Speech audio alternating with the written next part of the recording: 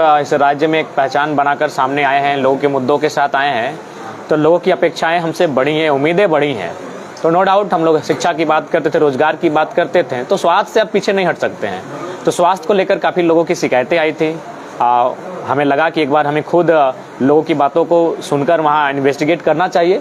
तो बाकायदा हम लोग आज यहाँ पर आए हुए थे और काफ़ी चीज़ें देखने को मिली जो शायद एक स्वास्थ्य के अस्पताल में इन सब चीज़ों को नहीं देखना चाहिए था। सबसे पहली बात, पानी की व्यवस्था नहीं, शौचालय में की ठीक से व्यवस्था नहीं है। उसके बाद दवाइयों के लिए देखें, कहीं ना कहीं बाहर से मेडिकल शॉप से खरीदना पड़ता है, जबकि लोग यहाँ एक उम्मीद के साथ आते हैं कि जब यहाँ हम लोग जाएंगे तो फ्री में इलाज होगा, और गरीब गुरबे लोग यहाँ आते हैं। नो डाउट ये अस्पताल शहीद निर्मल महतो अस्पताल कॉलेज जो है, ये कहीं ना कहीं गरीबों के लिए संजीवनी बूटी का कार्य कर रहा है, नो डाउट। लेकिन इसके बाद भी अगर सरकार जिस प्रकार से अनदेखी कर रही है और जिस प्रकार से समस्याएं सामने आ रही हैं, तो इससे ये प्रतीत हो रहा है अगर इस अस्पताल की स्थिति को अगर सुदृढ़ किया जाए तो बहुत सारे लोगों को राहत मिलेगा। राहत ही नहीं मिलेगा, जान बचाई जाएंगी।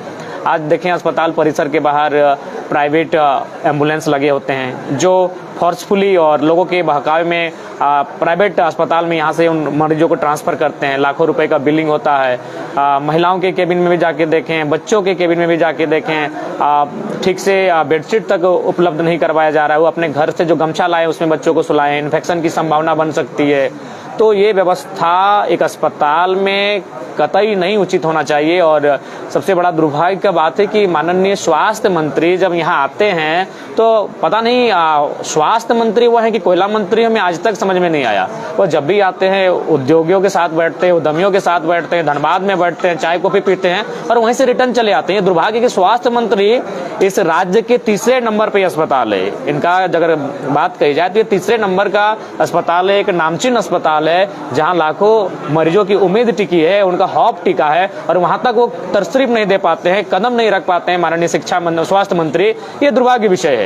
तो कहीं ना कहीं स्वास्थ्य मंत्री और उसमें उनको क्या कहेंगे, उनकी उपलब्धि क्या है, उनकी योग्यता क्या है, उनका पात्रता क्या है, ये सबको मालूम है। उसी के कारण आज हमें ये चीज देखने को मिल रहा है, आज हमें ये दिन देखने को मिल रहा है। आज अगर इन चीजों को ठीक करना है तो कम से कम जो लोग सदन में बैठे हैं उन लोगों को सीरियस होना होगा, उन लोगों को गंभीर होना पड़ेगा, तभी जाकर इन समस्याओं का हम लोग निदान कर पाएंगे। नहीं तो गरीब लोग जिस व्यवस्था के साथ इलाज में अपना उम्मीदें तोड़ दे रहे हैं, इससे क्या होगा कि एक लोकतांत्रिक ढांचे में गरीबों की आस कहीं ना कहीं कमजोर होगी, टूटेगी। और इससे क्या होगा, जिन लोगों ने बड़ी उम्मीद के साथ लोकतांत्रिक भारत का निर्माण किया है उनकी आत्माओं को भी ठेस पहुंचेगा। आज बहुत विकट परिस्थिति में हम देखें। उसके बाद हमारी जो बिंदुएं आई, उन बिंदुओं में जो यहाँ पर आउटसोर्सिंग के माध्यम से वर्कर काम कर रहे हैं वो अपने आप को सुरक्षित महसूस नहीं कर पा रहे हैं। 10 साल 15 साल सेवा देने के बाद भी उनकी नौकरी पर तलवार लटकी हुई है, जो कि निंदनीय है। इस पर राज्य सरकार को गंभीर होना चाहिए और विशेष उन्हें उन पर ध्यान रखना चाहिए। और पेमेंट का एक इशू आया, और ये पेमेंट का इशू हम कोलियरी में सुनते थे, कोलफील्ड्स में सुनते थे कि 18,000 पेमेंट आता है, ठेकेदार उसको 10,000 पेमेंट करता है। अगर अस्पताल में भी इस प्रकार की चीजें सुनने को आएंगे तो ये दुर्भाग्य है। यहाँ भी 18-20 हजार के आसपास पेमेंट आता है और उनको 9 से 12,000 एवरेज आसपास भुगतान किया जाता है, जो कि दुर्भाग्य है।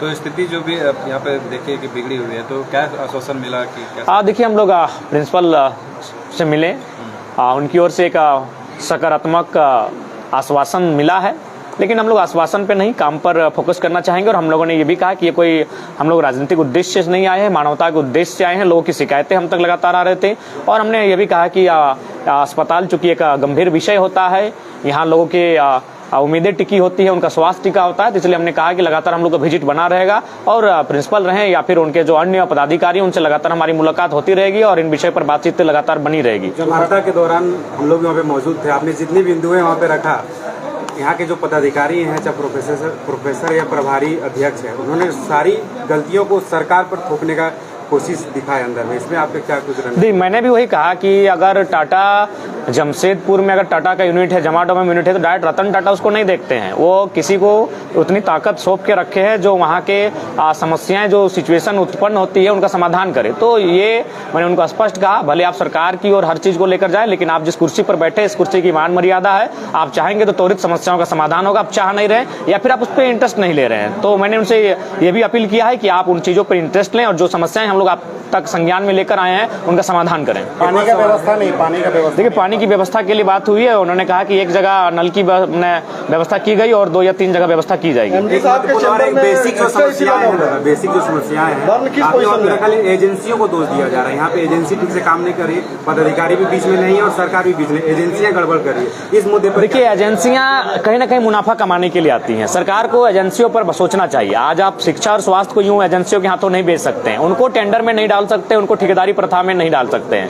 ये दुर्भाग्यपूर्ण है कि आप अस्पताल जैसे गंभीर विषय में आप अगर एजेंसियों के हाथों देकर बैठे हैं, जो मोटा मुनाफा लेकर वर्कर्स को अपॉइंटमेंट करते हैं, मोटा मुनाफा के साथ हर कार्य करते हैं, तो ऐसे में एजेंसियां दोषी हैं। एजेंसियां नो डाउट कटघरे में खड़ी हैं, लेकिन उन पर सरकार को गंभीर होना चाहिए, क्योंकि सरकार के अंतर्गत एजेंसियां आती हैं। सरकार को गंभीर होकर इन एजेंसियों पर कहीं न कहीं कंट्रोल, नियंत्रण रखना चाहिए। क्या लगता है कि सरकार गंभीर है स्वास्थ्य को लेकर? देखिए, सरकार बिल्कुल गंभीर नहीं है। सरकार इस बात को लेकर चिंतित है कि माननीय मुख्यमंत्री का बेल कब होगा। एक व्यक्ति के पीछे वो सारी सोर्स, सारी ताकत, सारी ऊर्जा लपेट के रख दिए हैं।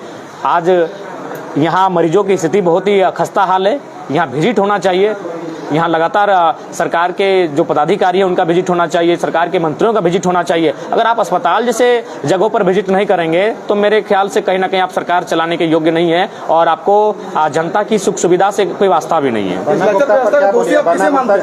स्वास्थ्य क्षेत्र में काम कर रहे हैं जी नहीं, क्या काम कर रहे हैं वो तो दिख रहा है। आप अगर ठीक है काम कर रहे हैं बन्ना गुप्ता जी, तो उनसे कहिएगा कि आप कम से कम एक फोटो तो अपलोड, एक फोटो तो दिखा सकते हैं SNMCH का दौरा करते, विजिट करते हुए। क्या उनके पास एक तस्वीर दिखाइए, साझा कीजिए। हम देखना चाहते हैं कि आप कब आए थे, किस तारीख को आए थे और किन जगहों पर जाकर आपने निरीक्षण किया है, किनके साथ आपने वार्तालाप किया है, किन मरीजों से आप मिले हैं, किनका सुख दुख दुख का हाल चाल लिए हैं, देखना चाहेंगे। आप आते हैं, आके धनबाद में बैठते हैं, कोयले पे चर्चा करते हैं, आप कैसे आपको फंडिंग मिलेगा उस पर आप चर्चा करते हैं। तो ये बेवकूफ बनाने कार्य बन्ना गुप्ता जी नहीं कर सकते हैं। कहीं ना कहीं आज स्वास्थ्य मंत्री कटघरे में, अगर हमारी स्वास्थ्य की व्यवस्था लचर है तो आपको त्यागपत्र दे देना चाहिए। अभी जिन बिंदुओं पर आपने बात की है, अगर वो नहीं पूरी होंगी तो फिर आपका अगला एक्शन क्या होगा? देखिए, हम लोग फिर अगला कोई रास्ता तैयार कर, देखिए एक अस्पताल हो जाता है। डोंट डाउट आपके मन में जो सवाल आ रहा है उस सवाल को हम समझ रहे हैं कि हम लोग का परिचय ही आंदोलन से है, लेकिन एक अस्पताल जैसा क्षेत्र सेंसिटिव होता है। यहाँ अगर हम लोग आंदोलन के लिए आते हैं तो उसके लिए एक तरीका अपनाना होगा।